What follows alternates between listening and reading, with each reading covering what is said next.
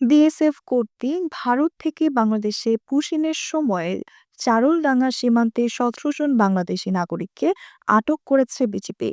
আজ বুধবার ভোর ৫টা ৫০ মিনিটে সিভিল সোর্সের সংবাদের ভিত্তিতে ব্যাটালিয়নের অধীনস্থ গোমস্তাপুর উপজেলার চারুলডাঙ্গা বিওপির দায়িত্বপূর্ণ এলাকার সীমান্ত পিলার ২১৯ ও ২৯ আর হতে আনুমানিক ৩ কিলোমিটার বাংলাদেশের অভ্যন্তরে শিবনগর নামক স্থানে বিজিবির নিয়মিত টহল দল কর্তৃক ১৭ জন বাংলাদেশি নাগরিককে আটক করা হয়। ১৭ জনের মধ্যে ৮ জন পুরুষ, ৫ জন মহিলা ও ৪ জন শিশু।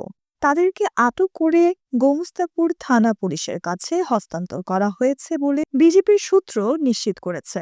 গোমস্তাপুর থানার ভারপ্রাপ্ত কর্মকর্তা ওসি আব্দুল বারী জানান, পুশিনের ঘটনায় বিজিবি কর্তৃক ১৭ জন বাংলাদেশি নাগরিককে থানায় জমা দেওয়া হয়েছে।